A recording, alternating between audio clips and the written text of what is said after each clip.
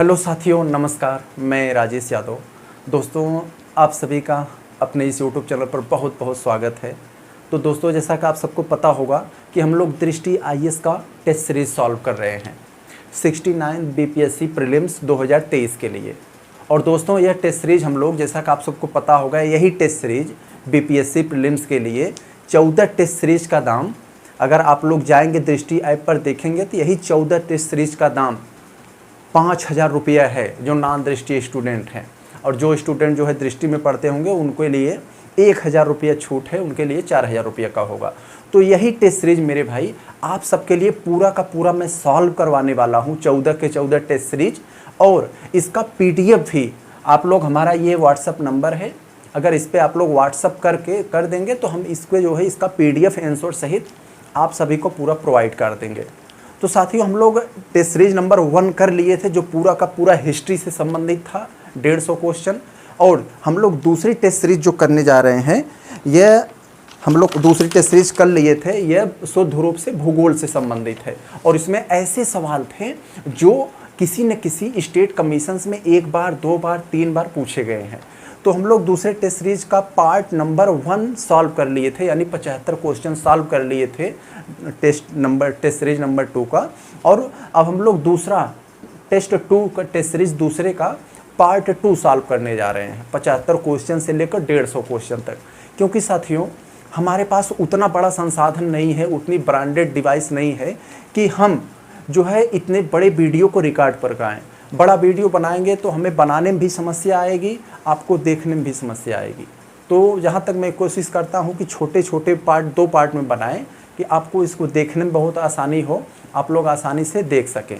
तो साथियों, हमारा सपोर्ट करने के लिए, जिससे हम अपने संसाधनों को बढ़ा सकें, आप लोग हमारा ज़रूर सपोर्ट करेंगे। हमारे इस वीडियो को लाइक, सब्सक्राइब और शेयर ज़रूर करें मेरे भाई, क्योंकि इससे आपका कुछ बिगड़ेगा नहीं मेरे भाई, आपका कुछ जाएगा नहीं और हमें आपका बहुत कुछ मिल जाएगा। एक तो हमें बहुत हमारा एक सपोर्ट करेंगे आप, दूसरा ये होगा हमारा मनोबल बढ़ेगा, उत्साह बढ़ेगा मेरे भाई, हमें काम करने में बहुत मज़ा आएगा। तो दोस्त, आपका कुछ नहीं बिगड़ेगा और हमारा बहुत कुछ बन सकता है आपके एक लाइक, एक सब्सक्राइब, एक शेयर से। तो साथियों, चलते हम लोग पीडीएफ के माध्यम से अपने इस जो है टेस्ट सीरीज नंबर 2 के पार्ट 2 को स्टार्ट करते हैं। दृष्टि आईएएस का टेस्ट सीरीज नंबर 2 देखते हैं जो पार्ट 2 से संबंधित है। पार्ट 1 में हम लोग 75 क्वेश्चन देख लिए थे और आगे के 75 क्वेश्चन हम लोग देखने वाले हैं जो शुद्ध रूप से भूगोल से संबंधित है। तो साथियों, आप सबसे एक विनम्र निवेदन है कि आप लोग इस वीडियो को कम से कम पूरा ज़रूर देखा करिए। आप लोग देखकर छोड़ देते हैं, जिससे यूट्यूब हमारा इस वीडियो को प्रमोट नहीं करता और हमें भारी नुकसान होता है। तो चलते हैं हम लोग अपने 76 क्वेश्चन पे, देखते हैं क्या है। देखिए, जो क्वेश्चन नंबर 76 है, ये क्या कह रहा है कि अक्षांश और देशांतर के संदर्भ में निम्नलिखित कथनों में से कौन सा सही नहीं है। मेरे भाई, आप लोग ध्यान दीजिएगा, इसमें पूछ रहा है कौन सा सही नहीं है। ये नहीं वाला जो सवाल होता है, आता हुआ भी क्वेश्चन गलत करवा देता है। नहीं वाला जो सवाल होते हैं कि सरल होते हैं, लेकिन लोग झटके में इसको नहीं पर नहीं ध्यान दे पाते हैं। तो इसमें कौन सा सही नहीं है, यानी कौन सा गलत है, उसे हमें बताना है। तो पहला अगर हम लोग पढ़ें तो सभी अक्षांश भूमध्य रेखा के समानांतर होते हैं। सही बात है मेरे भाई, होते हैं, ये तो सही है। बी वाला क्या कर रहा है, 2 देशांतर रेखाओं के बीच की दूरी भूमध्य रेखा पर अधिकतम होती है। ये भी बात सही है, दो देशांतर के बीच की दूरी भूमध्य रेखा पर अधिकतम होती है। देशांतर क्या होता है, जैसे मान लीजिए पृथ्वी हो गई, उत्तरी और दक्षिणी ध्रुव को मिलाकर ये जो एक अर्धवृत्त होता है, इसी को जो है ये देशांतर कहा जाता है। और सी वाला क्या कह रहा है, सभी देशांतर ध्रुवों के मध्य सभी देशांतर ध्रुवों के समानांतर होते हैं। ये बात गलत है मेरे भाई, यही सी वाला आपका आंसर हो जाएगा। कौन सा गलत है, सी वाला गलत है, सभी देशांतर ध्रुवों के समानांतर नहीं होते। तो चले हम लोग 77 क्वेश्चन पर। देखिए क्या कह रहा है, भारत ने 82.5 डिग्री को अपने मानक यामोत्तर के रूप में चुना है, क्योंकि हम सबको पता है मेरे भाई, भारत ने जो अपना मानक यामोत्तर चुना है वो 82.5 डिग्री को चुना है। तो ये क्यों चुना है, क्योंकि ये जो है मानक यामोत्तर जो होता है वो 7.5 डिग्री के गुणक में चुना जाता है। कोई भी देश अपना जो मानक यामोत्तर चुनता है ना, वो 7.5 डिग्री के गुणज में मल्टीपल में चुनता है। तो चले हम लोग अपना अगला क्वेश्चन देखते हैं। देखिए 78 क्या कह रहा है, औषधीय पादपों के संदर्भ में निम्नलिखित कथनों पर विचार कीजिए। पहला क्या है, थोड़ा सा हम लोग इसको जो है छोटा करें क्योंकि ये मल्टीपल ऑप्शन वाला है। या अब सही है। क्या कर रहा है 78, औषधि पादपों यानी जो मेडिसिन प्लांट हैं उसके संदर्भ में कथनों पर विचार करना कौन सही है। तो पहला हम लोग पढ़ें, सर्पगंधा केवल भारत में पाया जाता है। सही बात है मेरे भाई, ये पौधा जो होता है केवल भारत में पाया जाता है। दूसरा क्या है, जामुन के बीज के पाउडर का उपयोग मधुमेह को नियंत्रित करने के लिए किया जाता है। सही बात है, जो डायबिटीज़ के बीमारी होते हैं उनके कंट्रोल में जामुन का बीज का पाउडर बनाया जाता है जो फ़ायदेमंद होता है।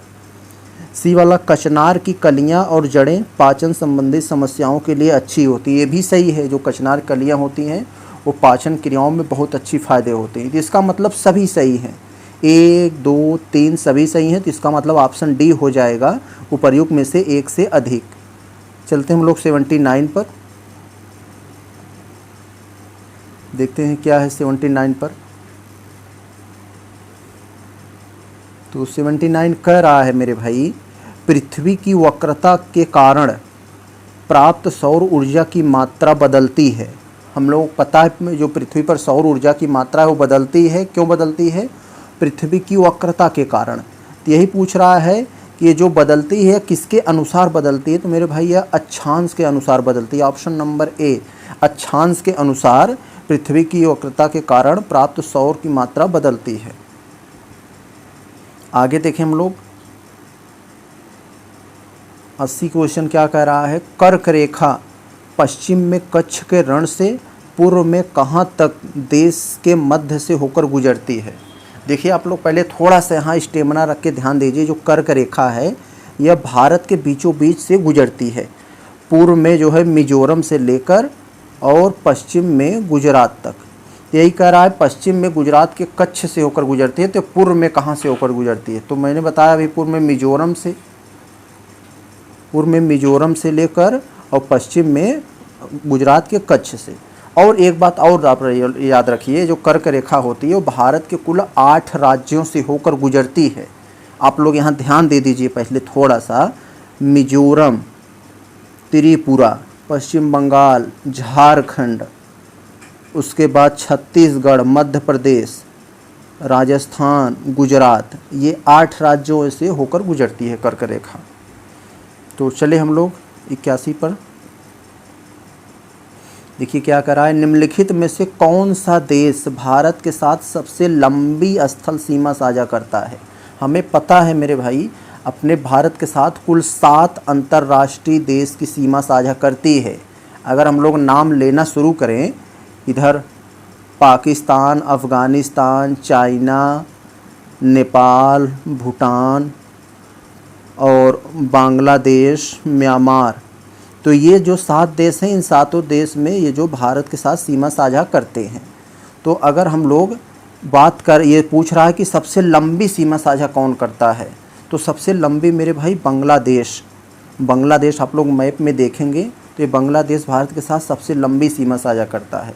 बांग्लादेश के बाद आता है चाइना का नंबर, चाइना का बाद जो है पाकिस्तान सबसे ज़्यादा, और पाकिस्तान के बाद नेपाल के बाद आता है मेरे भाई जो है ये म्यांमार का, भूटान का, और सबसे अंत में जो है अफ़गानिस्तान का, जो पीओके से सीमा साझा करती है। तो चले हम लोग अगले क्वेश्चन पर। 82वां देखें, बिहार के निम्नलिखित में से किस जिले को कोविड टीकाकरण की दूसरी खुराक में सर्वप्रथम स्थान प्राप्त हुआ था। तो मेरे भाई आप लोग देखे होंगे, पढ़े होंगे जब ये सिचुएशन आया था दूसरी टीकाकरण में। तो बिहार का एक जिला है पूर्वी चंपारण, ईस्ट चंपारण। ये जो पूर्वी चंपारण जिला है बिहार का, यह जो है कोविड टीकाकरण की दूसरी खुराक में सबसे पहला स्थान प्राप्त किया था। तो इसमें नहीं है ईस्ट चंपारण, तो इसका मतलब उपर्युक्त में से कोई नहीं, ऑप्शन नंबर ई हो जाएगा। तो हम लोग 83 देखें। 83 क्या कर रहा है, कोरियोलिसिस बल वस्तु की धुरी के लंबवत होता है, पृथ्वी अपनी धुरी पर घूमती है। एक तो ये हमें बताया जो कोरियोलिसिस बल होता है यह पृथ्वी की धुरी के लंबवत होता है। एक बात आप लोग और जान लीजिए, कोरियोलिसिस बल जो होता है यह उसी वस्तु पर कार्य करता है जो वस्तु घूर्णन करती है। घूर्णन मतलब किसी अक्ष के सहारे कोई वस्तु अगर रोटेट करती है तो उसी पर कोरियोलिसिस बल काम करता है। कोरियोलिसिस काम का क्या होता है, कोरियोलिसिस बल का ये जो हवाएं होती हैं, पवनें होती हैं, इनको मोड़ देता है एक दिशा से दूसरे दिशा में, यही काम होता है कोरियोलिसिस बल का। तो ये हो गया। पूछ रहा है पृथ्वी अपनी धुरी पर घूमती है, तो मेरे भाई एकदम सिंपल क्वेश्चन है, ऑप्शन नंबर सी, पश्चिम से पूर्व की तरफ घूमती है, एंटी क्लॉकवाइज। तो आगे क्वेश्चन हम लोग देखें, 84 में क्या पूछ रहा है,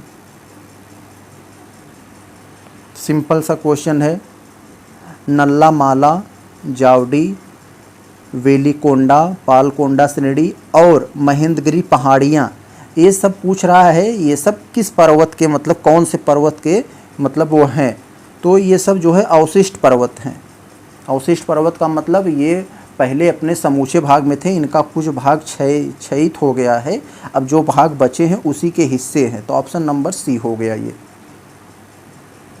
85 पर देखें, 85 का रहा है अंतः उष्ण कटिबंधीय क्षेत्र, जिसे हम लोग ITCZ बोलते हैं। ITCZ की स्थिति में मौसम परिवर्तन प्रभावित होता है।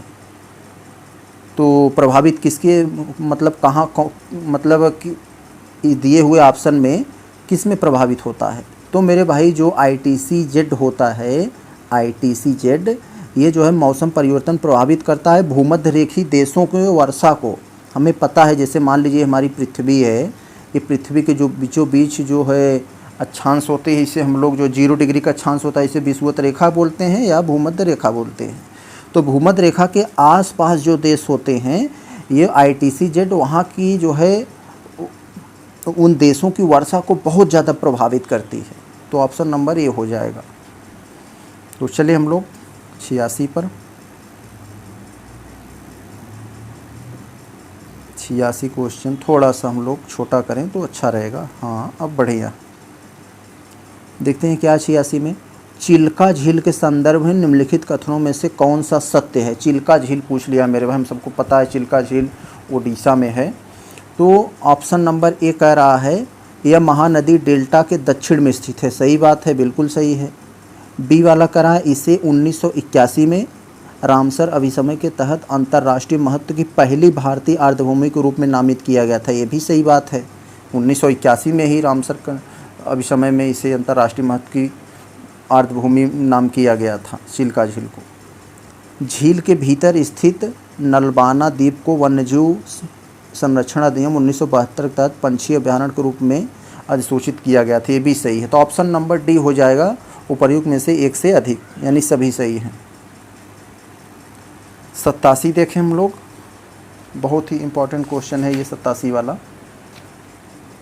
87 क्या कर रहा है, भाबर के विषय में निम्नलिखित कथनों में कौन सा सत्य है, भाबर के बारे में पूछ रहा है। जैसे हमें एक आता है भाबर, एक खादर, खादर जो होता है उपजाऊ भूमि होती है, भाबर जो होता है उपजाऊ भूमि नहीं होती है उतना, यह जो पुरानी मिट्टियाँ होती हैं। तो पूछ रहा है यह भाबर में कौन सा कथन सही है। पहला पढ़ें, यह शिवालिक गिरिपथ के समानांतर 8 से 10 किलोमीटर चौड़ाई वाली पतली पट्टी है, यही सही है मेरे भाई, सही बात है। शिवालिक गिरिपथ के समानांतर यानी उससे सामने से 8 से 10 किलोमीटर की एक पट्टी के रूप में है, तो ऑप्शन नंबर ये सही हो जाएगा। चलते हम लोग 88 पर, बढ़िया क्वेश्चन है 88। देखिए ये कुछ इकोनॉमिक्स टाइप का क्वेश्चन दे दिया है इसमें।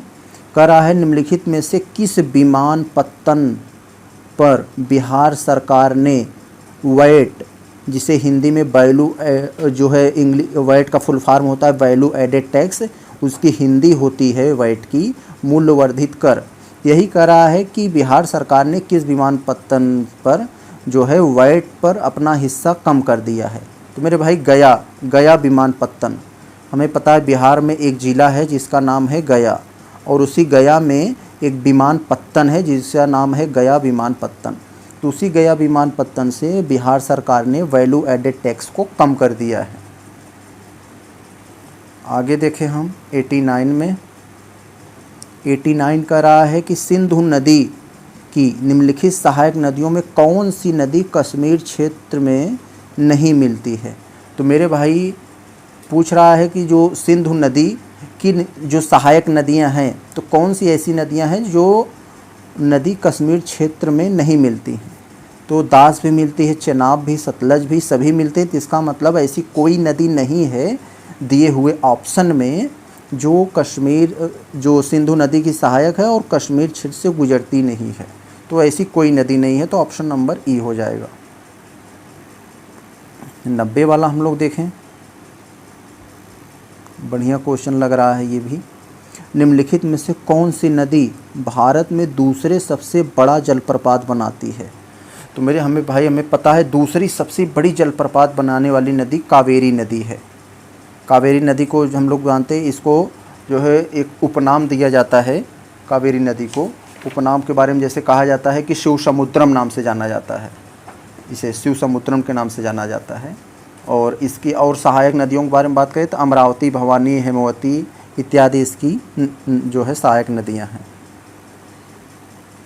91 वाला देखें, बढ़िया क्वेश्चन है ये भी। देखिए क्या कह रहा है, भारत के अनन्य आर्थिक क्षेत्र की सीमा तट से समुद्र की ओर कितने समुद्री मील किलोमीटर तक विस्तृत है। हमें पता है मेरे भाई, जो भी देश अपना समुद्र में आर्थिक क्रिया से संबंधित आर्थिक गतिविधियां करते हैं, वह अपने जो है सीमा से 200 मील तक कर सकते हैं। जैसे मान लीजिए ये उनकी देश की सीमा है और ये समुद्र है, तो यहाँ से लेकर 200 मील तक वो जो है अपनी आर्थिक गतिविधियाँ कर सकते हैं। तो यही पूछ रहा है कितने समुद्री मील तक विस्तृत है। तो वो 200 समुद्री मील, जिसे किलोमीटर में कन्वर्ट करेंगे 370.4 किलोमीटर हो जाएगा। एक समुद्री मील में लगभग 1.25 किलोमीटर होता है। तो आगे चले हम लोग, क्या कह रहा है देखें इसमें, कौन सा जल निकाय अंडमान को निकोबार से अलग करता है। तो मेरे भाई सिंपल सा क्वेश्चन है, B 10 degree channel. 10 degree channel जो है ये अंडमान को निकोबार से अलग करता है, 92 वाला। अब हम लोग 93 देखें। 93 में क्या कह रहा है कि निम्नलिखित झीलों में से कौन सी एक विवर्तनिक गतिविधियों द्वारा निर्मित हुई है। विवर्तनिक गतिविधियों के बारे में पूछ रहा है, कौन सी ऐसी झील है जो विवर्तनिक गतिविधियों के कारण हुआ है। तो मेरे भाई यह जो है हमें पता है, ये वुलर झील जो है, वुलर झील का जो है, यह वुलर झील जो निर्मित हुई है यह विवर्तनिक गतिविधियों के कारण निर्मित हुई है। वुलर झील के बारे में बात करें तो यह एक मीठे पानी की झील है जो जम्मू एवं कश्मीर में स्थित है। तो चलते हम लोग अपने अगले क्वेश्चन पर। क्या कर रहा है, निम्नलिखित में से कौन बिहार का पहला और देश का सबसे लंबा रबर डैम है जिसका उद्घाटन सन सितंबर 2022 में किया गया। तो मेरे भाई ये बहुत चर्चा में आया था, मतलब बिहार का पहला और देश का सबसे लंबा रबर डैम का मतलब रबर बांध, जिसका उद्घाटन बिहार के सीएम नीतीश कुमार ने सितंबर 2022 में किया था। तो ये कहाँ है, ऑप्शन नंबर ए गायजी डैम। गायजी डैम इसका नाम है, गायजी डैम, जिसका उद्घाटन बिहार के सीएम ने सितंबर 2022 में किया था। तो आगे देखें हम लोग 95 में, भारत के किन राज्यों की सीमा नेपाल से लगती है। तो मेरे भाई हमें पता है नेपाल जो है जस्ट यूपी बिहार के ऊपर, अगर मैप में देखेंगे तो उसके ऊपर है। तो नेपाल की जो सीमा लगती है मेरे भाई, यूपी, बिहार और उत्तराखंड, सिक्किम, पश्चिम बंगाल ऐसे से लगती है। तो ये कहाँ पर है, ऑप्शन नंबर बी में है, 95 वाला। तो ये हम लोग देख लिए, मैप में देखेंगे तो सीधा दिखाई दे देगा। 96 वाला देखें हम, निम्नलिखित में से किन नदियों का अफवाह मार्ग सबसे लंबा है जो पश्चिम की ओर प्रवाहित होती हैं तथा ज्वारनद मुख का निर्माण करती हैं। हमें पता है मेरे भाई, ज्वारनद मुख का निर्माण पश्चिम में बहने वाली नदियाँ करती हैं। मतलब सभी पश्चिम में बहने वाली नदियाँ नहीं, वे नदियाँ जो है ढाल का अनुसरण नहीं करती हैं, जो भ्रंश वगैरह से होकर बहती हैं, वो ज्वारनद मुख का निर्माण करती हैं। तो इसमें मेरे भाई एक नर्मदा, एक तापी नदियाँ हैं।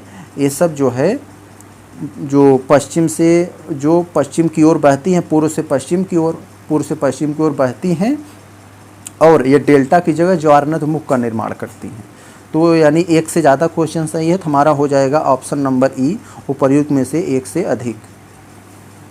तो चलिए हम लोग 97 के पास।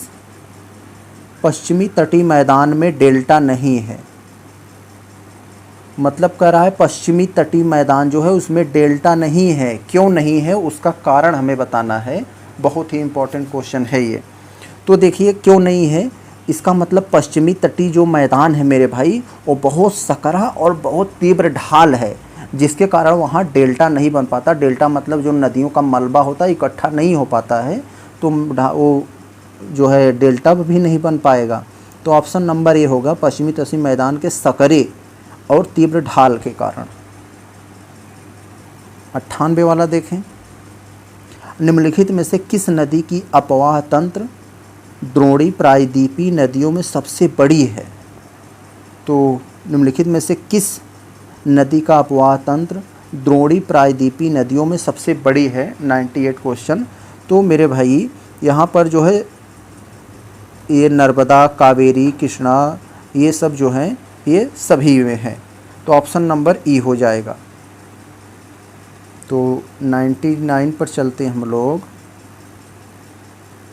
सभी क्वेश्चन एक से बढ़कर एक हैं, बस आप लोग इसको थोड़ा सा अगर एनालिसिस करेंगे तो सही रहेगा। देखें 99 में क्या है।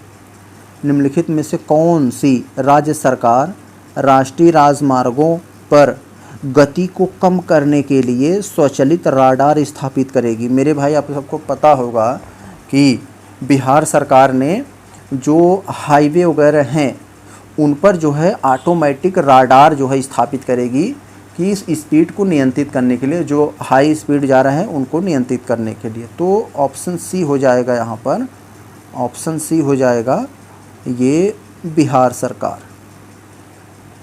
चलते हम लोग 100 क्वेश्चन पर। क्या कह रहा है, थार का रेगिस्तान किस काल में सागर के नीचे था? 100वां क्वेश्चन है, किस काल में नीचे था? तो ये ऑप्शन नंबर बी, मध्यजीवी महाकल्प। ये जो मध्यजीवी महाकल्प के समय में ये थार का रेगिस्तान ये सागर के नीचे था। तो ये थार का रेगिस्तान आप लोग अगर देखे होंगे तो अरावली पहाड़ियाँ जो है उसके पश्चिम में थार का मरुस्थल स्थित है, मतलब राजस्थान के जो है उसके पश्चिम साइड में देखेंगे। तो आगे चले हम लोग 101 पर। सह्याद्री, नीलगिरी, अन्नामलाई और इलायची ये सब क्या हैं? पश्चिमी घाट की पहाड़ियाँ हैं, पूर्वी घाट की पहाड़ियाँ हैं कि उत्तर की हैं, दक्षिण की हैं, ये सब बताना है। तो मेरे भाई आप सब पढ़े होंगे, एकदम सिंपल सा क्वेश्चन है। सह्याद्री, नीलगिरी, अन्नामलाई ये सब जो है पश्चिमी घाट की पहाड़ियाँ हैं। ये नीलगिरी आप लोग पता हो, नीलगिरी सबसे ऊंची चोटी दोद्दा बेट्टा है। अन्नामलाई जो है ये सबसे ऊंची चोटी है यहाँ पर इसकी। तो यही सब है यहाँ पर, ऑप्शन नंबर ए हो जाएगा। 102 क्या है, अरुणाचल प्रदेश में ब्रह्मपुत्र का दूसरा नाम क्या है? हमें पता है जो ब्रह्मपुत्र है ये जो है अरुणाचल में इसको जो है दिहांग बोला जाता है, ऑप्शन नंबर ए। तो चले हम लोग अगले क्वेश्चन पे। तीसरा के 103 क्या कर रहा है, सऊदी अरब का प्रधानमंत्री किसे नियुक्त किया गया है? सऊदी अरब का प्रधानमंत्री के बारे में पूछ रहा है।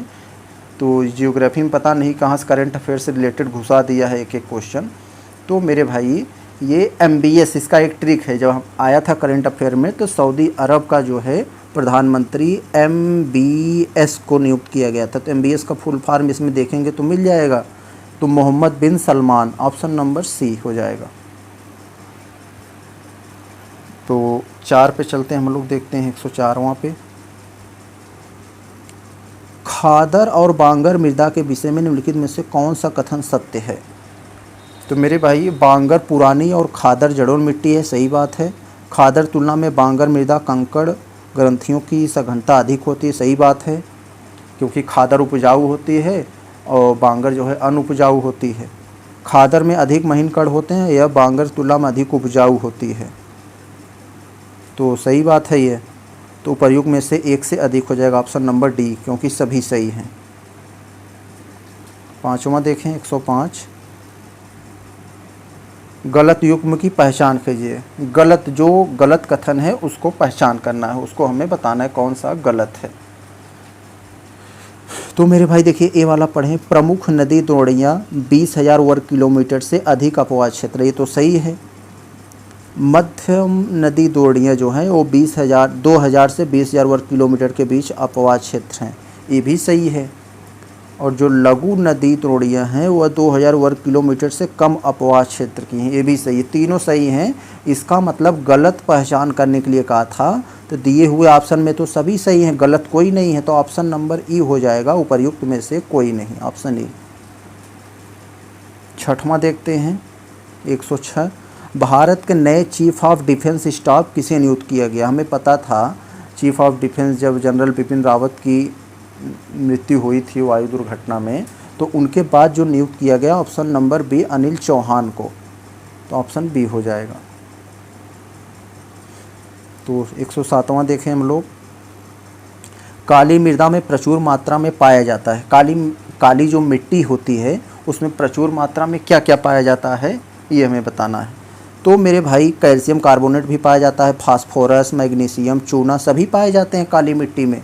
और काली मिट्टी को जो हम लोग कई नाम से जाने जाते हैं, रेगुर मृदा बोलते हैं, सुतह जुताई वाली मिट्टी बोलते हैं, क्योंकि काली मिट्टी जो होती है सिंचाई कर देंगे और ये सूखती है तो बहुत बड़ी बड़ी दरारें पैदा हो जाती हैं, जो इसे लगता है कि यह जोत दिया गया है, तो इसी कारण इसे स्वतः जुताई वाली मिट्टी बोलते हैं। तो ऑप्शन नंबर ई हो जाएगा, उपर्युक्त में से एक से अधिक। तो 108 देखें क्या है, कौन सी मृदा चाय और काफ़ी की वृद्धि के लिए उपयुक्त है? तो हम सबको पता है मेरे भाई, ये जो लैटेराइट मृदा होती है ये चाय, काफ़ी, काजू इत्यादि मिट्टी के लिए बहुत ही ज़्यादा उपजाऊ होती है, तो ऑप्शन नंबर ए हो जाएगा। यह मिट्टी कहाँ ज़्यादातर पाई जाती है मेरे भाई? ये जैसे तमिलनाडु वगैरह, तमिलनाडु, आंध्र प्रदेश, केरल इत्यादि जगहों पर ये लैटेराइट मिट्टी ज़्यादा पाई जाती है। 109वां देखें हम लोग,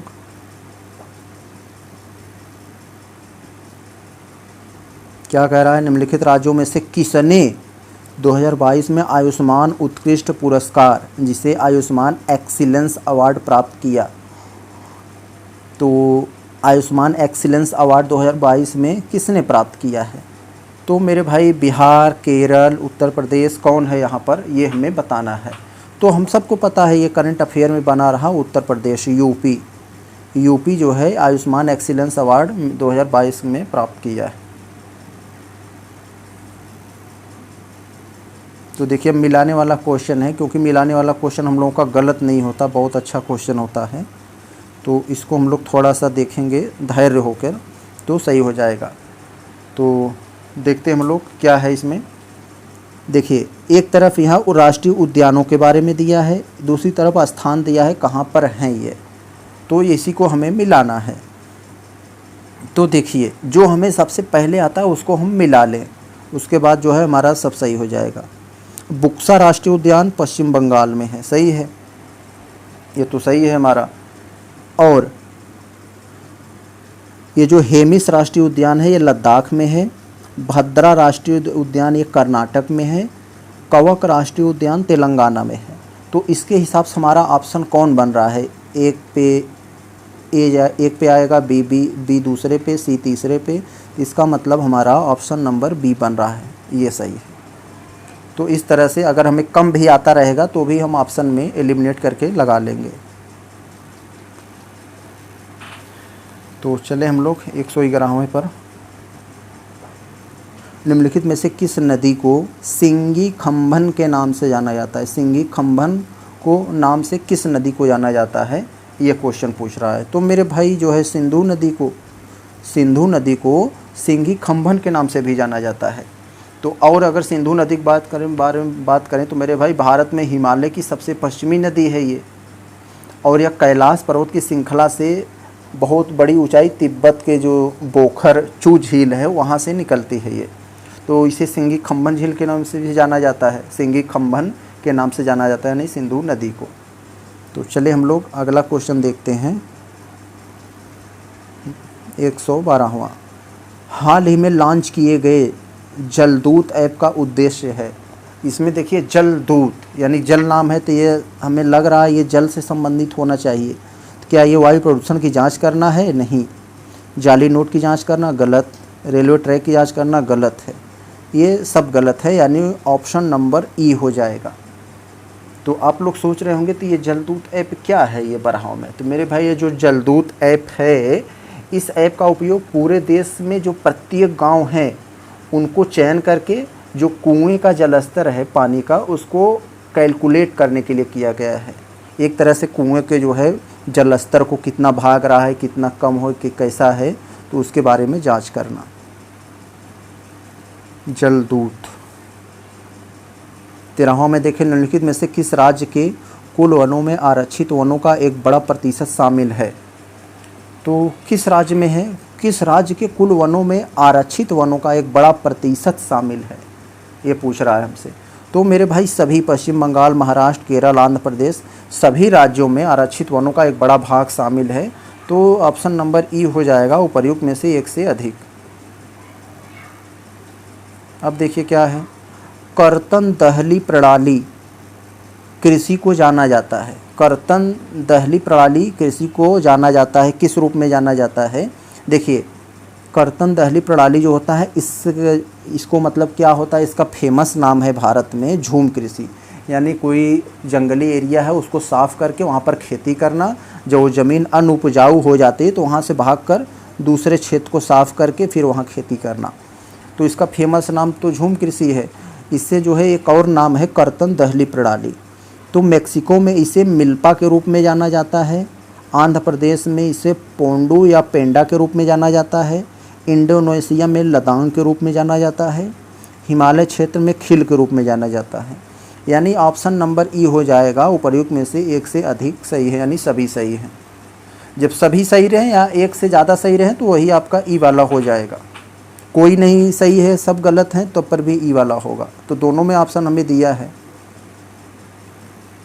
15वां में हम लोग देखें, निम्नलिखित में से कौन सी नदी पंचनद में शामिल नहीं है, यानी पंजाब में जो पंचनद हैं उसमें कौन सी शामिल नहीं है। तो रावी भी है, चेनाब भी है, सतलज भी है, झेलम भी है, सब भी नदियाँ हैं। यहाँ सिंधु नहीं है, सिंधु में ये सब नदी जाके जल प्रवाहित करती हैं। तो ऑप्शन नंबर बी हो जाएगा। 16वां हम लोग देखें, कौन सी खरीफ फसल है। खरीफ फसल हमें पता है मेरे भाई, जो बरसात में बोई जाती है, जो मतलब बरसात की शुरुआत में जून में लगभग बोई जाती है और सितंबर अक्टूबर में काट ली जाती है। यही खरीफ फसल होती है। जैसे मक्का, बाजरा, तिल, उड़द, ऐसी जो फसलें होती हैं यह बोई जाती हैं, अपने भारत में प्रचलित फसलें हैं 16वां में। तो अगर ये इसमें दिए हुए ऑप्शन की बात करें तो सौंफ, अरंडी, कपास, ये सब जो होती हैं कपास ये खरीफ में आती है। तो ऑप्शन नंबर डी सही हो जाएगा, उपर्युक्त में से एक से अधिक। 17वां देखें, निम्नलिखित में से किस संस्थान या निकाय ने इंडिया @100 के लिए प्रतिस्पर्धात्मक रोड मैप जारी किया है। बहुत ही इंपॉर्टेंट क्वेश्चन है मेरे भाई। ये किसने जारी किया है? प्रधानमंत्री की आर्थिक सलाहकार परिषद ने, प्रधानमंत्री की आर्थिक economic adviser of council PM, जिसे हम लोग शॉर्टकट में इयाक पीएम बोलते हैं। तो ऑप्शन नंबर ए हो जाएगा। 18 देखते हैं। देखिए 18 में क्या है, यहाँ कुछ भरने के लिए दिया है जो इसी ऑप्शन में से हमको भरना है कि उत्पत्ति माप चाचुंगो हिमनद से होती है तथा यह तिला, सेती व बेरी नामक अपनी सहायक नदियों का जल ग्रहण करने के उपरांत शीशा पानी में एक गहरे महाखंड का निर्माण करते हुए पर्वत से बाहर निकलती है। तो तो ये किसके बारे में बात कर रहा है मेरे भाई 118वें में? तो ये कह रहा है घाघरा के बारे में। घाघरा नदी जो है इसकी उत्पत्ति मापचुंगो हिमनद से होती है, इसी के बारे में ये बात कर रहा है। तो आगे हम लोग चलें, अगर देखें 19वां में क्या है। भारत में कदन्न के संदर्भ में निम्नलिखित कथनों में से कौन सा सही नहीं है? कदन्न का मतलब ये होता है मेरे भाई मोटे अनाज। तो मोटे अनाजों के बारे में कौन सा कथन सही नहीं है, इसके बारे में बताना है। तो 19वां में, तो रागी काली मिट्टी में अच्छी तरह उगती है, ये बात तो सही है। हमने गलत पूछा है, कौन सा सही नहीं है यानी कौन सा गलत है, तो ये तो सही हो गया। बी वाला, कर्नाटक भारत में ज्वार का प्रमुख उत्पादक है, गलत है भाई। कर्नाटक जो है ज्वार का उत्पादक नहीं है। और बाकी कदन्न ग्लूटेन मुक्त होता है तथा सीलिएक रोगी का सेवन कर सकते हैं। उपर्युक्त में से एक से अधिक, यही ऑप्शन बी हो जाएगा। कर्नाटक भारत में ज्वार का उत्पादक है, यही गलत है। 120वां में देखें हम लोग, निम्नलिखित में से किस फसल को भारत में पेय फसल के रूप में जाना जाता है? यानी हम लोग, ये तो एकदम सिंपल सा सवाल है, यानी पीने वाली फसल कौन सी फसल कही जाती है भारत में? चाय को कही जाती है, सिंपल सा सवाल है। आगे देखें, अलकनंदा में हमें भरना है यहाँ पर ऑप्शन में से, यहाँ ये और ये शामिल हैं जो जोशीमठ या विष्णुप्रयाग में मिलती हैं। तो 21वां में ये सिंपल सा क्वेश्चन है ये। धौली और विष्णु गंगा, यहाँ धौली हो जाएगा, यहाँ विष्णु गंगा, यानी अलकनंदा में धौली और विष्णु गंगा शामिल हैं जो जोशीमठ या विष्णुप्रयाग में मिलती हैं। तो चले हम लोग, ऑप्शन नंबर सी हो जाएगा इसका। 22वां में, BWF विश्व चैंपियन 2022 में महिला एकल का खिताब किसने जीता है? ये बताना है, करंट अफेयर से जोड़ दिया है इसको 22वां को। तो मेरे भाई अकाने यामागुची, अकाने यामागुची ने WBF विश्व चैंपियन 2022 में महिला एकल खिताब जीता है, ऑप्शन नंबर बी। 23 देखें, 23वां क्या कह रहा है?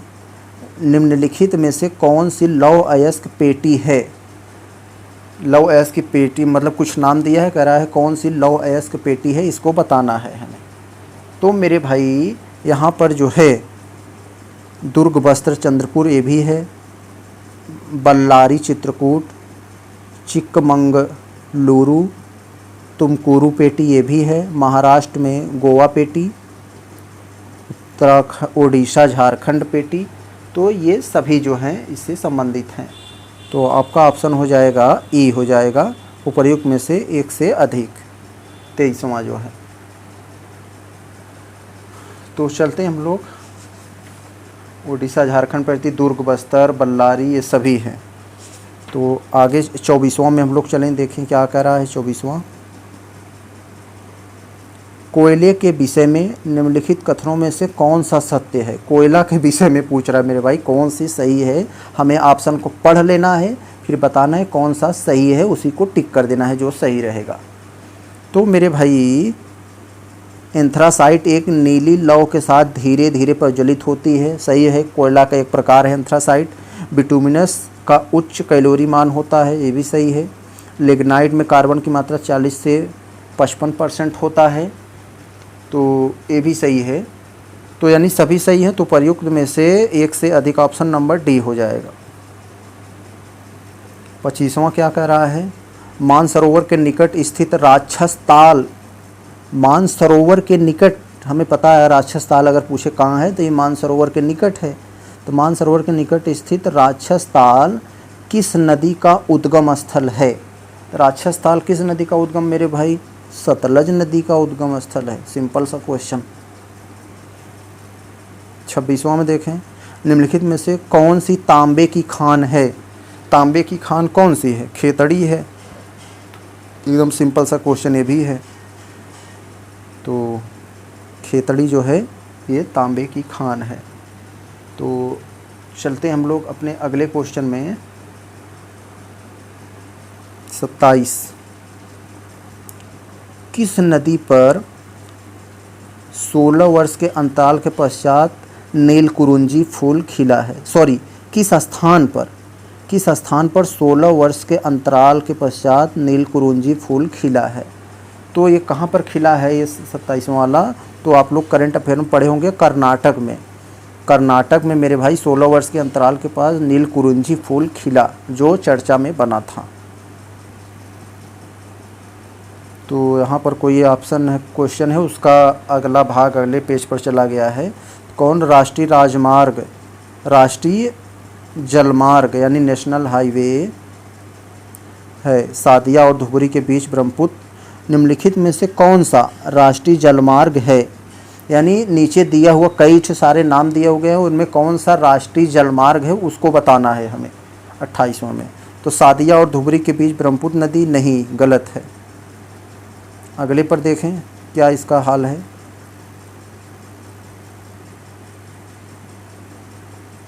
बी वाला देखिए क्या कर रहा है, पश्चिम तटीय नहर के साथ कोट्टापुरम से कोल्लम तक। ये भी नहीं सही है, ये भी गलत है। हल्दिया और इलाहाबाद के बीच गंगा भागीरथी हुगली नदी प्रणाली, हाँ ये सही है। हाँ, जबकि हमें कोई उतना कंफर्म नहीं था, ये वाला हमें कंफर्म है कि हल्दिया और इलाहाबाद के बीच गंगा भागीरथी हुगली नदी प्रणाली है। अगला देखें हम लोग, ITCZ के संदर्भ में निम्नलिखित कथनों में से कौन सा सत्य नहीं है? कौन सा सत्य नहीं है ITCZ के संदर्भ में? तो मेरे भाई 29वां क्वेश्चन, ये हम सबके लिए बहुत इंपॉर्टेंट, ITCZ के बारे में हम लोग पढ़ते हैं तो काफ़ी इम्पॉर्टेंट होता है ये। तो देखिए हम लोग पढ़े थे क्या है, यह भूमध्य रेखा पर स्थित एक निम्न दबाव वाला क्षेत्र है। नहीं भाई, उच्च दबाव वाला क्षेत्र है, गलत है ये। नहीं, सही है। कौन सा पूछ रहा है, कौन सा सही नहीं है? तो ITCZ जो होता है भूमध्य रेखा पर स्थित एक निम्न दबाव वाला क्षेत्र होता है, सही बात है। बी वाला पढ़ें अगर, तो यह वह क्षेत्र है जहाँ वायु नीचे की ओर प्रवाहित होती है, गलत है। यहाँ भाई वायु ऊपर की ओर प्रवाहित होती है, तो यही वाला गलत है, ऑप्शन बी 29वां में। यहाँ व्यापारिक पावने मिलते हैं, ये बात भी सही है। आगे देखें हम लोग 130वां में, संयुक्त राष्ट्र किस तिथि को परमाणु हथियारों के पूर्ण उन्मूलन के लिए अंतर्राष्ट्रीय दिवस मनाता है? तो ये तो एक तरह से कह सकते हैं GS का, नहीं तो एक तरह से करंट अफेयर का क्वेश्चन है जो कहीं न कहीं घुसा देता है हम सबके लिए। तो 26 सितंबर को मेरे भाई संयुक्त राष्ट्र ने परमाणु हथियार को ख़त्म करने के लिए एक दिवस मनाया कि भाई देश में अब वो दौर नहीं रहा है परमाणु का भी। जैसे ये G20 हुआ, इसमें भी कहा गया कि अब वो हथियार का इस्तेमाल न हो तो सही रहेगा, ये देश के लिए ठीक नहीं है। एक करेगा तो उसके जवाब में अगला करेगा, दोनों का नुकसान होगा, मिला जुला के इसमें भोली भाली जनता का नुकसान होगा। 31वां में देखें, भारत में पहला सीमेंट कारखाना कहाँ स्थापित किया गया था? भारत में पहला सीमेंट कारखाना दिए हुए ऑप्शन में बताना है कहाँ। तो मेरे भाई ये चेन्नई में किया गया था, ऑप्शन नंबर ए, चेन्नई में भारत का पहला सीमेंट कारखाना लगाया गया था। ये वाला देखें हम लोग, मिलाने वाला अच्छा क्वेश्चन है। थोड़ा सा इसको बड़ा कर लें, हाँ अब सही है। देखते हैं क्या है। एक तरफ दिया है मेरे भाई ये सब जो महीने वगैरह हैं हिंदी के, उससे संबंधित है, और दूसरी तरफ दिया है किस महीने में कौन सा पड़ता है इसके बारे में। तो चैत बैसाख, माघ फागुन, श्रावण भाद्र, आश्विक कार्तिक, तो ये सब जो पुराने लोग होते हैं, जैसे हम लोग के दादी वादी थी, तो उनको ये सब बहुत अच्छे से आता था। अभी हम लोगों को अगर बता दिया तो हम लोग की बुद्धि ढिल हो जाती है, उतना हम लोग नहीं कर पाते हैं। तो ये 32वां हो, ये हमारा जो क्वेश्चन है मेरे भाई, इसको ध्यान से समझिए। जो चैत्र बैसाख होता है, तो ये जैसे हमें पता है ना, चैत बैसाख का दिन होता है जिसमें नवरात्र पड़ता है गर्मी वाला, वो मार्च अप्रैल में लगभग पड़ता है। श्रावण भादव जो है जुलाई अगस्त में होता है, जैसे इसके नाम से ही मालूम है, सावन बरसता है जुलाई अगस्त में। तो अगर हम लोग इसको मिलाना चाहें तो थोड़ा सा दिमाग लगाएंगे, आता नहीं रहेगा फिर भी मिल जाएगा। कैसे मिलेगा? श्रावण भादव कहाँ है? यह जुलाई अगस्त में हो सकता है, ये तो कन्फर्म है। चैत्र बैसाख मार्च अप्रैल में हो सकता है। माघ फागुन जो होता है ये कब होगा मेरे भाई? जनवरी फरवरी में होगा, सही बात है, इसी समय होली भी पड़ती है। और बचा है एक हमारा, ये इसमें हो जाएगा। तो D4 C1, D4 C1, B जो है 3 पर, A जो है 2 पर आना चाहिए। तो ये 32वां जो हमारा है ये ऑप्शन नंबर ए में बन रहा है हमारा, तो ये हो जाएगा। 33 जो क्या होगा हमारा, निम्नलिखित में से किस संगठन ने 2022 में 90वां स्थापना दिवस मनाया? ऐसा कौन सा संगठन है जो सन 2022 में अपना 90वां स्थापना दिवस मनाया है? तो इसमें से मेरे भाई भारतीय रिजर्व बैंक, भारतीय वायुसेना, हरिजन सेवक संघ है। तो इसमें से अगर हम लोग बात करें तो ऑप्शन नंबर ये हमारा, ये भी तो है, ये भी है, ये भी है, शायद तीनों है, देख लीजिएगा आप लोग। ये 200 तो कुछ कन्फर्म है, एक हमें इसमें कन्फर्म नहीं हरिजन सेवा वाला, लेकिन अब हमें जैसे देखो 2 से हमें देखो ये ज़रूरी नहीं तीनों आना चाहिए, हमें जैसे 2 कन्फर्म है तो इसका मतलब 1 से अधिक हो गया, उपरयुक्त में से 1 से अधिक, डी हम लगा दें। तो यही होता है ऐसे क्वेश्चन में कि हमें अगर 1 नहीं आ रहा है तो भी हम मतलब 1 से ज़्यादा सही है तो इसका मतलब वही होगा डी वाला। तो इसके बारे में हम लोग बात कर लिए। तो जैसे भारतीय वायुसेना दिवस, ये सब जो होता है सब इसी चीज़ से संबंधित हैं। अगला देखें हम लोग 34वां। 34वां क्या कह रहा है, शीतकाल में प्रारंभ में तमिलनाडु तटीय क्षेत्रों में वर्षा होती है, यानी ठंड के जो प्रारंभ में तमिलनाडु के तटीय क्षेत्रों में जो वर्षा होती है वो किस मानसून के तहत होती है? अपना जो ये जो दक्षिण पश्चिम मानसून होता है, स्टार्ट होता है, इससे तो नहीं होता है, ये तो पहला गड़बड़ हो गया। उत्तर पूर्वी मानसून इसी से होती है, ऑप्शन नंबर बी से, उत्तर पूर्वी मानसून से ही यह तमिलनाडु के तटों पर वर्षा होती है। ये 134वां क्वेश्चन था। तो इससे थोड़ा सा अपने नॉर्थ इंडिया में भी इससे वर्षा होती है ठंडी के महीनों में, आप लोग देखते होंगे। तो आगे चलें। 35वां क्या, निम्नलिखित में से कौन सा प्रमुख बंदरगाह भारत के पूर्वी तट पर स्थित है? यानी पूर्वी तट, जैसे ये हो गया तो ये पश्चिमी तट हो गया वेस्ट, ये पूर्वी तट हो गया ईस्ट। कौन सा कह रहा है इस पूर्वी तट पर जो है, इस पूर्वी तट पर स्थित है? तो मोरमुगाओ मेरे भाई ये जो है, ये जो है ये तो वहाँ पर नहीं है, हम सबको पता है। ये जो जवाहरलाल नेहरू जो है ये बंदरगाह है, ये तो मुंबई में है। मुंबई मतलब इधर हो गया पश्चिमी में, ये तो गड़बड़ हो गया, ये तो नहीं होगा। ये जो मर्मुगाओ है, नाम से ही लग रहा है गोवा की तरह, मर्मुगाओ, इसे गाओ लास्ट में है तो इसे समझ लीजिए ये गोवा में है। तो गोवा भी ये पश्चिम में आता है, मुंबई के बगल में ही है, तो ये भी नहीं होगा। ये जो तूतीकोरिन है, तूतीकोरिन कहाँ है मेरे भाई? ये तूतीकोरिन जो है तमिलनाडु में है, ये तमिलनाडु में है। और कामराजर कहाँ पर है, आप लोग पढ़े होंगे इसके बारे में, ये भी तमिलनाडु में है। तो दोनों तमिलनाडु इधर हो जाता है, तो ये पूर्वी तट पे यही है, सी डी हो जाएगा, ऑप्शन नंबर 1 में से अधिक। अगला देखें 36वां, abode of the unicorns, abode of the unicorns नामक स्मारक का अनावरण किया गया है। एबोर्ड ऑफ द यूनिकॉर्न्स होता है मेरे भाई जो एक सींग वाले गैंडे होते हैं, उनकी सींग से जलाकर एक स्मारक बनाया गया है, उसी को एबोर्ड ऑफ द यूनिकॉर्न बोला जाता है। तो यह कहाँ पर है एबोर्ड ऑफ द यूनिकॉर्न्स? तो 136वां में ये पूछ रहा है हमसे, तो कहाँ पर है मेरे भाई? असम में है, ऑप्शन नंबर ए। 37वां देखें, निम्नलिखित में से कौन सी उष्णकटिबंधीय चक्रवात के उत्पन्न होने की स्थिति नहीं है? नीचे कुछ स्थितियाँ दी गई हैं, कह रहा है चक्रवात उत्पन्न होने की स्थिति नहीं है 137वां में। तो किस में नहीं है मेरे भाई? तीव्र ऊर्ध्वाधर वायु की उपस्थिति में, जब ऐसी स्थिति होती है तो उष्णकटिबंधीय चक्रवात की उत्पन्न होने की स्थिति नहीं रहती है। तो ऑप्शन नंबर ए हो जाएगा, बाकी ये सब हैं स्थिति में होती है। 38वां देखें,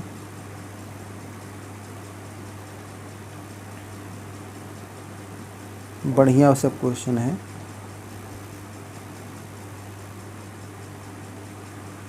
क्या है, मानव विकास रिपोर्ट 2022 की थीम थी।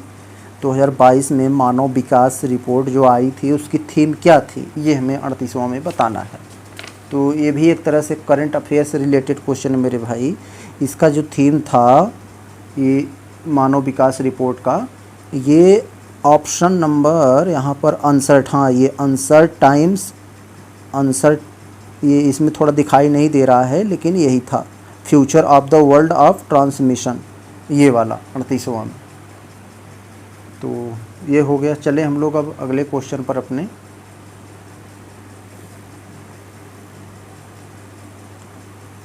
वन 39 सांकेतिक भाषा दिवस 2022 कब मनाया गया। यानी सांकेतिक भाषा दिवस, सांकेतिक भाषा मतलब संकेत देना। संकेत किसे दिया जाता है, जो सुनता नहीं है। ऐसा नहीं, अंधों को नहीं दिया जाता, जो बहरे होते हैं, सुनते नहीं हैं, उनको सांकेतिक भाषा सिखाई जाती है, इशारों में करके भाषा, इशारा इशारा वाली। तो 139 जो थी ये मेरे भाई, ये 22 अगस्त को जो है सांकेतिक भाषा 2022 मनाया गया। ऑप्शन नंबर ए। देखते हैं इसमें क्या है। कांडला बंदरगाह अवस्थित है। ये तो मेरे भाई एकदम सिंपल सा क्वेश्चन है। कांडला बंदरगाह कहाँ है, ये तो सभी लोग जानते होंगे। एकदम सिंपल से, इससे सिंपल क्वेश्चन क्या हो सकता है। तो यही होगा, कच्छ की खाड़ी, गुजरात के पास। 41वां देखते हैं। निम्नलिखित इस्पात संयंत्र में से कौन से द्वितीयक पंचवर्षीय योजना के दौरान स्थापित किया गया था। ये कह रहा है मेरे भाई, ऐसी कौन से स्टील संयंत्र हैं जो द्वितीयक पंचवर्षीय योजना के दौरान स्थापित किया गया था। तो मेरे भाई राउरकेला के बारे में अगर हम लोग बात करें तो राउरकेला, इसकी स्थापना, जिसे द्वितीय पंचवर्षीय कब हुई थी। पहली पंचवर्षीय 1951 से 1956 तक थी, और जो दूसरकी हुई 1956 से लेकर 1962-63 के आसपास हुई। तो 1961-62 के आसपास। तो कह रहा है 1956-61 के बीच जो किस स्टील संयंत्र की स्थापना हुआ था। तो इसी दौरान राउरकेला की स्थापना हुआ था 1959 में। 1959 में राउरकेला की स्थापना जर्मनी के सहयोग से हुआ था। ऑप्शन नंबर बी के बारे में बात करें मेरे भाई, भिलाई के बारे में, तो इसकी भी स्थापना 1959 को हुआ था। 1959 को हुआ था छत्तीसगढ़ के दुर्ग जिले में, रूस के सहयोग से ये हुआ था। और अगर बात करें दुर्गापुर, ये तो इस समय पश्चिम बंगाल में है। दुर्गापुर जो है ये 1962 में हुआ था। तो लगभग ये सभी जो हैं ये द्वितीय पंचवर्षीय योजना में हुए थे। तो ऑप्शन नंबर डी हो जाएगा उपर्युक्त में से एक से अधिक।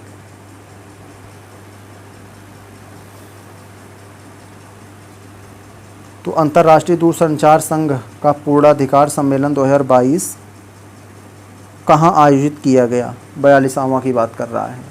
तो रोमानिया में। ऑप्शन सी, अंतर्राष्ट्रीय दूरसंचार संघ का पूर्णाधिकार सम्मेलन 2022 वाला रोमानिया में स्थापित किया गया। आगे देखें हम लोग।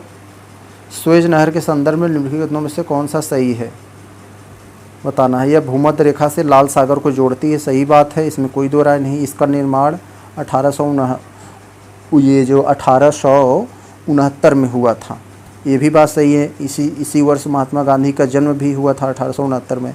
यह जलबंधकों से रहित समुद्र सतह के बराबर नहर है, ये भी बात सही है। तो ऑप्शन नंबर डी हो जाएगा एक से अधिक। अंतर्देशीय जलमार्ग के संदर्भ में निम्नलिखित कथनों पर विचार कीजिए। अंतर्देशीय जलमार्ग के संबंध में बताना है। थोड़ा सा छोटा करें, क्वेश्चन मल्टीपल ऑप्शन वाला है। क्या कह रहा है, अंतर्देशीय जलमार्ग के संदर्भ में कथनों पर विचार करना है। राइन जलमार्ग जर्मनी और नीदरलैंड से होकर प्रवाहित होती है, सही बात है। वोल्गा जलमार्ग कैल्सियन सागर में मिलती है, कैस्पियन सागर मिलती है, ये भी सही कह रहा है।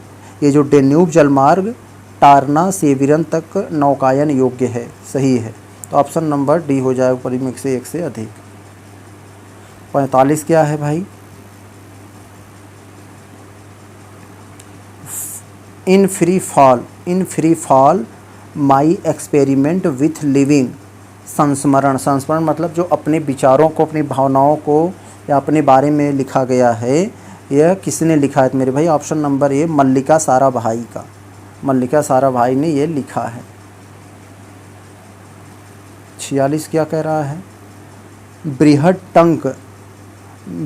ट्रंक मार्ग गुजरता है। बृहद ट्रंक मार्ग जो है गुजरता, हमें पता है बृहद ट्रंक मार्ग जो है विश्व का सबसे ज़्यादा व्यापार इसी मार्ग से होता है। तो ये कहाँ से गुजरता है मेरे भाई? 146वां जो हमसे ये पूछ रहा है, तो ये कहाँ से है? तो ऑप्शन नंबर बी हो जाएगा, उत्तरी अटलांटिक समुद्री मार्ग, ऑप्शन नंबर बी। तो चले हम लोग 47 पर।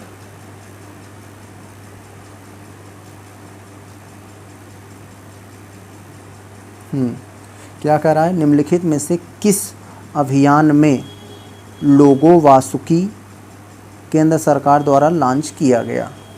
किस अभियान में लोगो वासुकी केंद्र सरकार द्वारा लॉन्च किया गया था? 47वां में पूछ रहा है। तो मेरे भाई ये अखिल भारतीय तटीय सफाई जो है मेरे भाई, ये इसी अभियान में लोगो वासुकी जो है केंद्र सरकार ने लॉन्च किया था, यानी तटों की सफाई से संबंधित। थोड़ा छोटा करें, मल्टीपल ऑप्शन है इसमें। तो आगे देखें हम लोग, विश्व व्यापार संगठन WTO के संदर्भ में कौन सा कथन सत्य है? तो हमें पता है मेरे भाई, WTO जैसे यह पहले 1995 तक गेट के नाम से जाना जाता था, तो 1995 में इसे WTO बनाया गया। तो यह एक अंतर्राष्ट्रीय संगठन जो देशों के मध्य व्यापार के नियम को रेगुलेट करता है, सही बात है। इसने वर्ष 1994 में व्यापार व शुल्क के लिए सामान्य समझौता गेट्स को रूपांतरित किया। भाई 94 नहीं, 1995 में।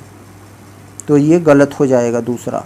इसका सचिवालय जिनेवा में है, या इसका मुख्यालय सचिवालय जिनेवा में है, यानी 1 और 3 सही है। तो ऑप्शन नंबर ए सही हो जाएगा। तो यहाँ पर देखें कौन है 49वां में, आई एस्केप्ड ए चाइनीज इंटरमेंट कैम्प, किसने लिखा है? यह किसने लिखा है 49वां में हमसे पूछ रहा है। तो फहमीना आज़िम, हाँ फहमीना आज़िम ने ही इनको लिखा है। 150 वाला क्वेश्चन और अंतिम क्वेश्चन देखें हम लोग मेरे भाई।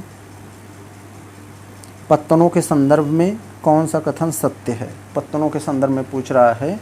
तो मेरे भाई अंतर्देशीय पत्तन टैंकर पत्तन होते हैं, जबकि कुछ रिफाइनरी पत्तन है। पैकेट स्टेशनों को, ये सही है, पैकेट स्टेशनों को फेरी पत्तनों के रूप में जाना जाता है, ये भी सही है। नौसेना पत्तन वे पत्तन होते हैं जिनका केवल सामरिक महत्व, सही है। तो यानी ऑप्शन नंबर डी हो जाएगा उपर्युक्त में से एक से अधिक। तो साथियों हम लोग देख लिए अपना टेस्ट सीरीज नंबर 2 का, जो भूगोल से संबंधित था, जो जियोग्राफी से संबंधित था, और इसका पार्ट 1 हम लोग देखे थे 1 से लेके 75 क्वेश्चन तक, और पार्ट 2 में हम लोग देखे हैं 75 से लेके 150 तक। तो दोस्तों अगर वीडियो आपको ज़रा सा भी अच्छा लगा हो तो वीडियो को लाइक, सब्सक्राइब और शेयर ज़रूर करिएगा। नमस्कार, धन्यवाद।